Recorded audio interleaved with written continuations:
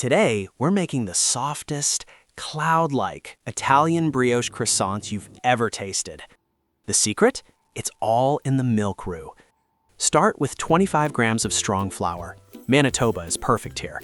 Slowly whisk in 125 milliliters of milk. Keep it smooth, no lumps allowed. Turn on the heat and whisk energetically. Watch it transform into this beautiful pudding-like cream. That's the magic starting to happen. Cover it with plastic wrap. Make sure it touches the surface. Now, let it chill in the fridge. We need it cold before the next step.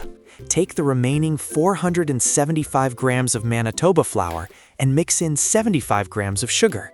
Break up that cold milk roux into the flour. Now, a quick heads up. I'm doing this by hand to show you every step, but I strongly recommend using a stand mixer, a Thermomix, or any dough kneader if you have one. It'll save you a lot of sweat. Then add 1 whole egg and a yolk. Start mixing with a spoon. We're building a rich golden dough here.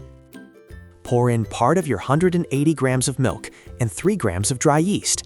Now keep mixing and slowly pour in the rest of the 180 grams of milk. Don't rush it. Add it bit by bit, letting the flour absorb the moisture before adding more. This is the key to a perfectly hydrated, silky dough. When the spoon gets too heavy, go in with your hands. Pro tip, if it feels too sticky, let it rest for 10 minutes.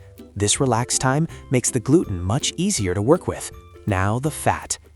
Add 90 grams of softened butter bit by bit. Not melted, not cold, just creamy pomade consistency.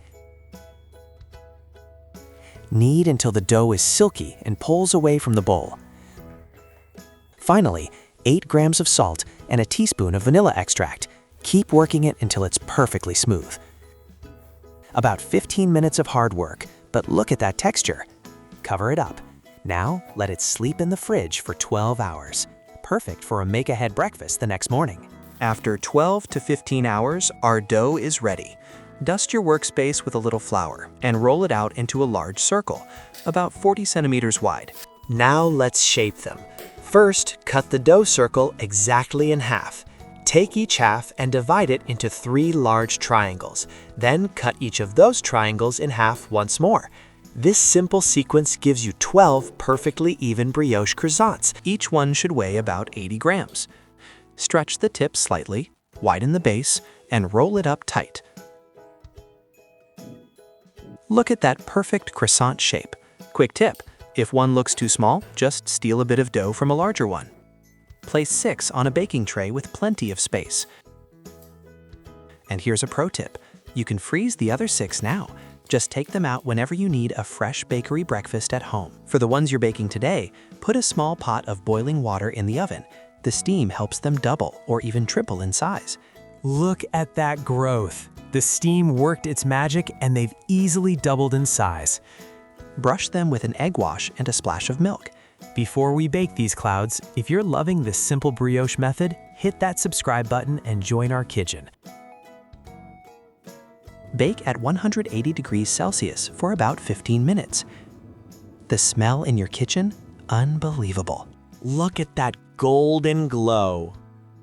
But wait, here is the final secret for ultimate softness. Cover them with a clean kitchen towel while they're still hot. Let them cool down slowly. This traps the steam inside and keeps the brioche incredibly tender.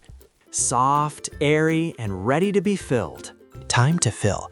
Use a pastry bag for chocolate or custard, or just slice them open. They're amazing with ham and cheese too. Whether it's a gourmet brunch or a simple snack, these are a game changer. If you enjoyed this journey, hit that subscribe button. See you in the next recipe.